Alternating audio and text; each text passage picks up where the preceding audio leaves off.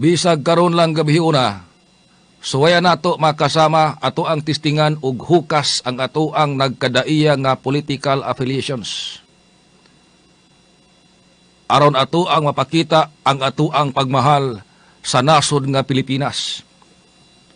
Mugawas ta sa kalibutan sa mga politiko. Di ta magpada sa ilahang planeta kay managlahi sila og kalibutan kung ikumparar nato nga mga ordinaryong magbubuhis. Natural nga ang mga politiko mamakak yun na. Muulog-ulog gina nato ang mga politiko. Muatik-atik yun na og maayo. Aron suyupon ang ato ang boto. Ila ka ng kalibutan. Ang gugma sa nasod mo ay ato ang ipatigbabaw karong panahona ug unsay makaayo sa Pilipinas. Aron dili na magkasungag ang mga dilawan ug ang mga DDS. Kay aktually god prangka-prangkang pagkasulti ang sagad ron sa mga DDS mga original dilawan ni sila. Bisan mga supporters sa ato arong administrasyon ni adto dilawan karon sige nagpanaot sa dilawan para nako dili na maoy saktong pamaagi pagtabang nato sa nasod nga Pilipinas. Although do na tay gitawag og free speech, pero sa gikaingon na nako di ta magpadasa lamba-lamba sa ato ang mga politiko kay managlahi sila og kalibutan ikumparar nato nga mga ordinaryo nga mga tao. Ang gugma sa nasod nga Pilipinas mo'y atua karon nga main concern isip ordinaryo nga mga magbubuhis. Akong balikon, para dili mo magsige na og pinikahay kamo mga dilawan o DDS, bisag karon lang gabi una, wag tango nato og unsa may nagkadaiya nato nga political affiliation. Unsa may ato ang gisuportahan. DDS ka ba o dilawan ka ba? Kay ang bandira sa Pilipinas may itong iisa karong panahon na. Para di mo magsigi og lalis, og di mo magbinunalay din ha, taga DDS og dilawan, ingon anin una to pagsitol ang isyo.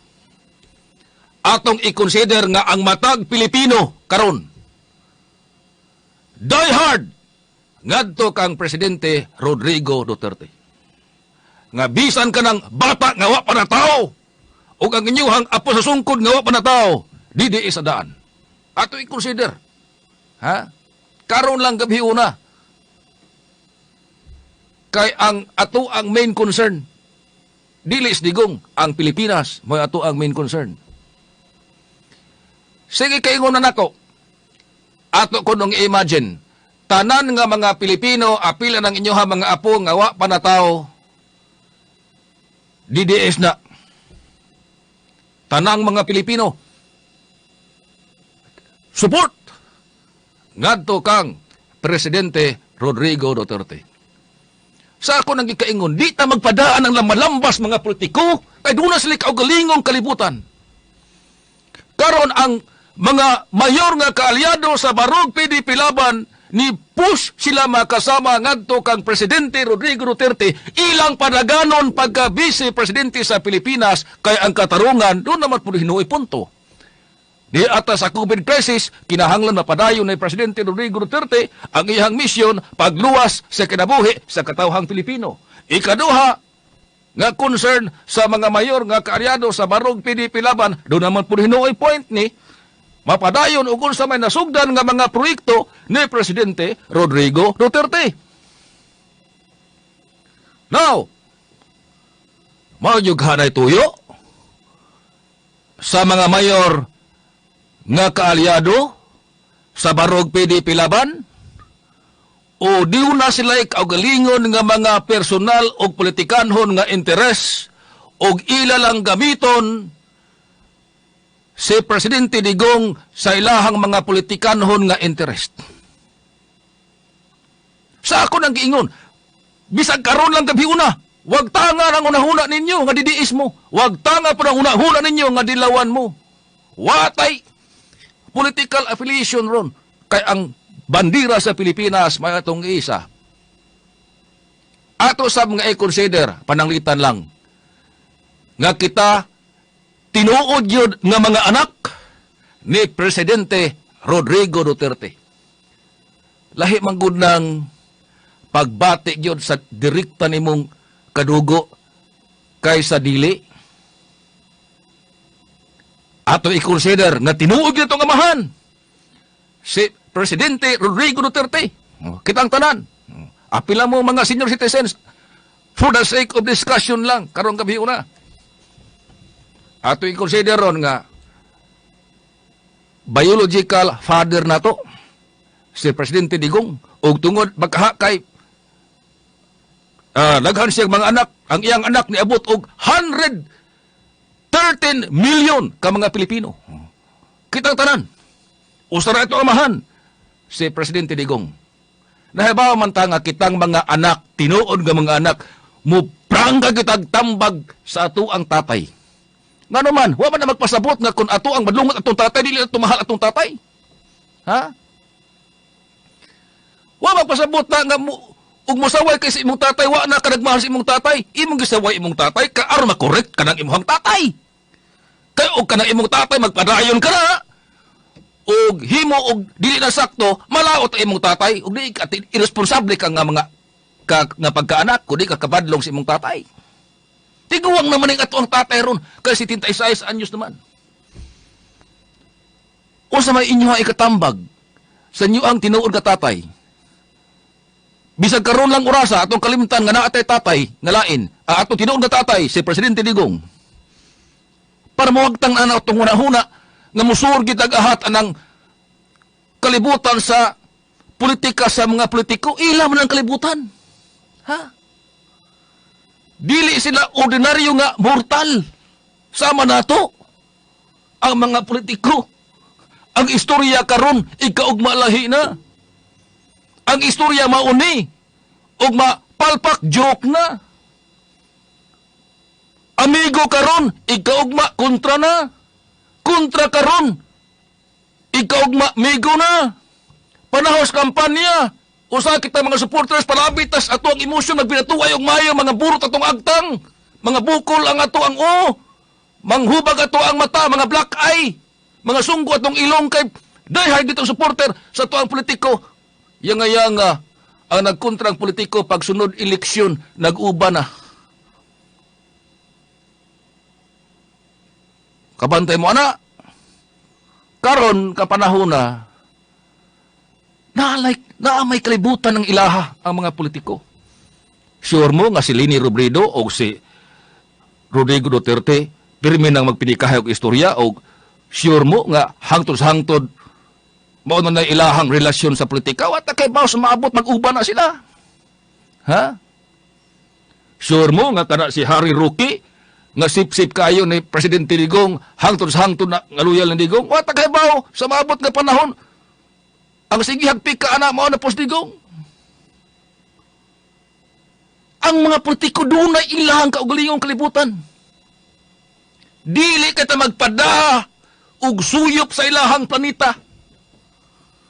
Ang ato ang main concern, ang bandira sa Pilipinas para sa kayuhan sa ato ang inahan nga nasod, nga gipakamatyan, gipaagasan og dugo sa ato ang mga bayani. I-consider na to, number 1, nga nakasugal ang inahang nasod nga Pilipinas. Number 2, nga nakasugal ang ato ang mahal na Pangulo, si Presidente Digong. Kamo og tinuod pagin mong anak ni Presidente Digong, kita og ato pag yung direktang amahan sa Presidente Digong, ato ba siyang ingnon, tay, dagang gid sunod eleksyon tay, bahalag masakiton ka tay, dagan gid tay, mag-vice president yung katay. Ha? Aron forever na nakatay. Mga nakata. Natural kining mga politiko, las lang tambag politiko man sila. Oh.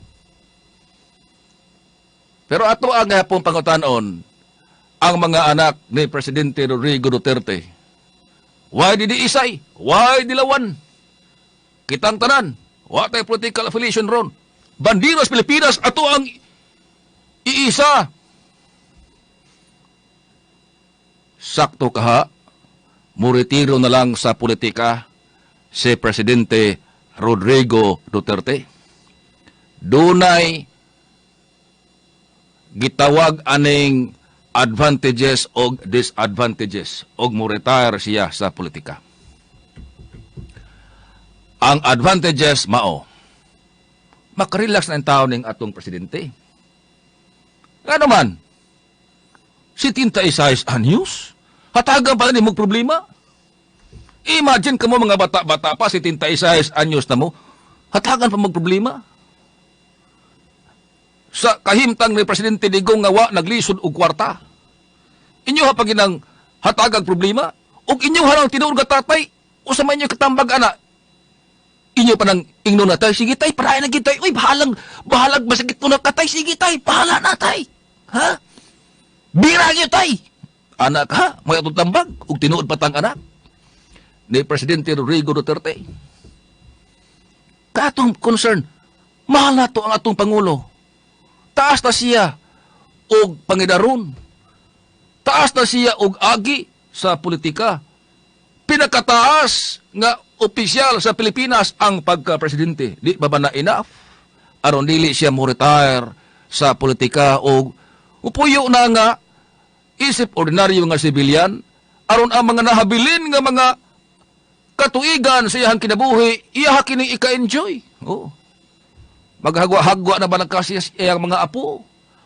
Imbes magsige siya huna-huna sa Spratly, imbes magsige siya og kalagot kay i-bash sa mga netizens nga dilawan ang uban.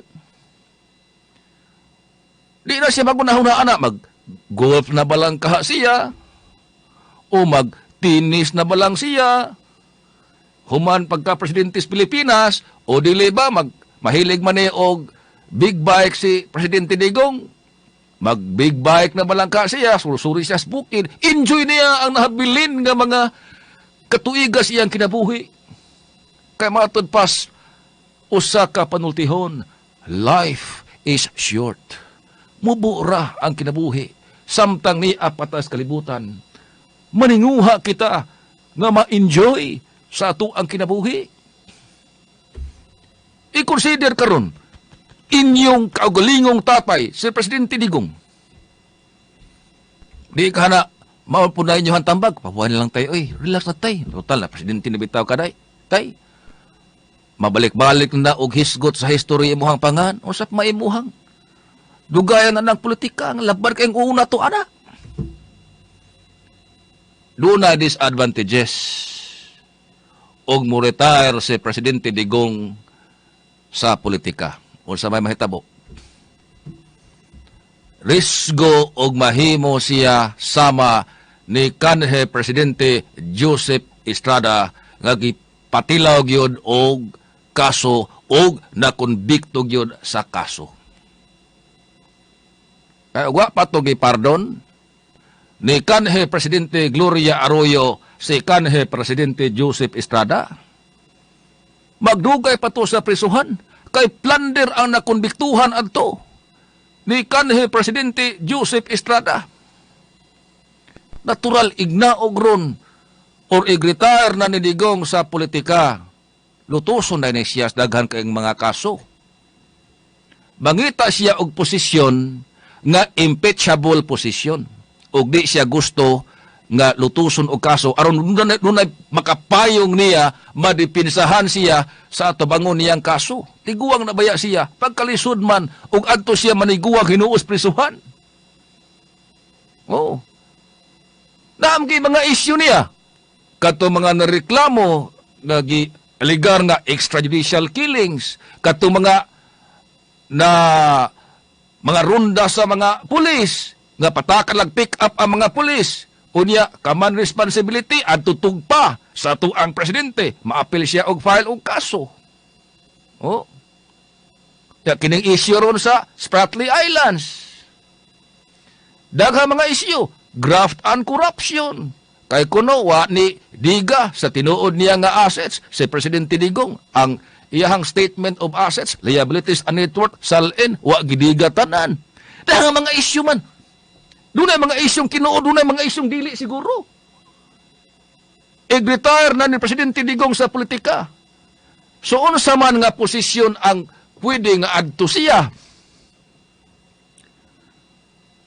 Kabahin sa impeachable official, mao ni Presidente, Vice Presidente, mga membro sa Constitutional Commissions, mga justices sa Supreme Court. Ha?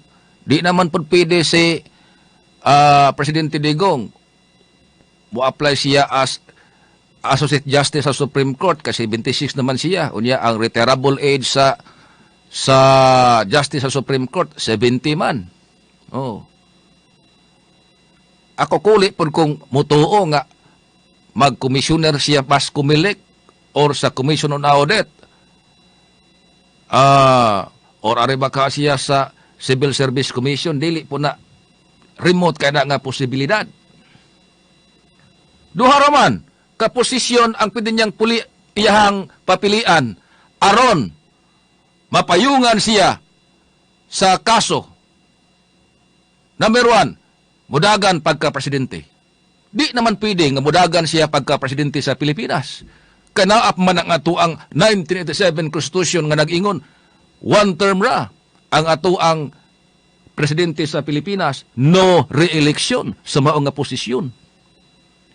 Asa siya tugpa pagka-vice president. Kaya ang posisyon pagka-vice president, impeachable posisyon na.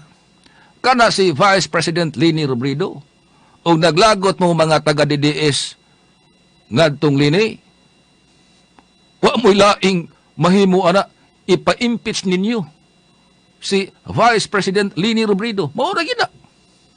Ha? Di man ninyo pwedeng pasakaan o kaso sa mas ordinaryo nga mga individual.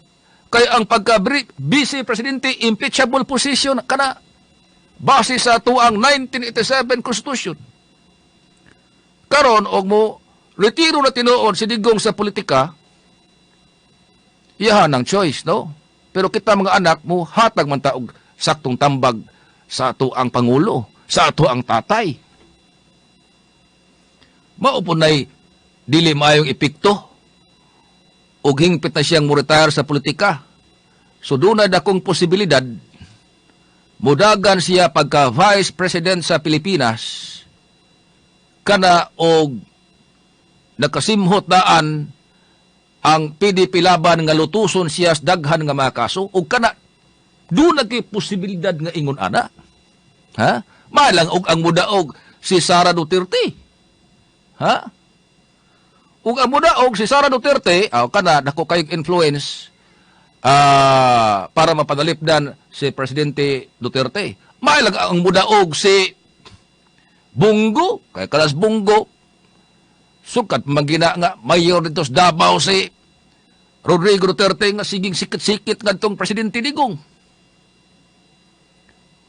Pero ang mudaog, ha?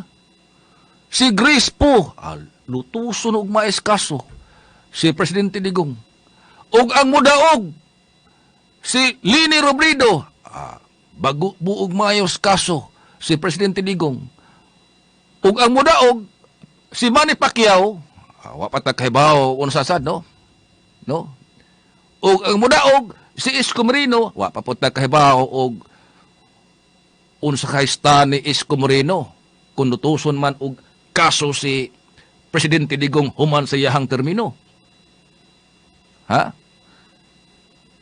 So kini mga ni sod sa survey sa Okta Research Group, Sara Duterte, Manny Pacquiao, Bongbong Marcos, Isko Moreno, Leni Robredo, Grace po ang klaro aning makapanalipod ni Presidente Digong kana og hingpit na siyang muretar sa politika. Kiniragod si Sara og si Bungo. Kining uban Manny Pacquiao wa tek hibaw mo balimbing ni. Kini si Isko Moreno wa ta kay bawsan og unsay prinsipyo paani og mahimo ning presidente sa Pilipinas. Pero og si Grispo og Lini Robredo mao mo daog kana di na daang alas. Pertinaghanang kaso, purungan sa mga tunukon nga kaso si Pangulong Presidente Rodrigo Duterte human sihang termino. So mangita si Presidente Digong og posisyon nga makapanalipon niya sa iyang kaso. Walain, mudagan siya pagka Vice Presidente sa Pilipinas. Pero ato ang pangutanon, ang pulso sa katilingban. Human sa termino ni Presidente Rodrigo Duterte, kinahanglan bang muritiro na siya sa politika?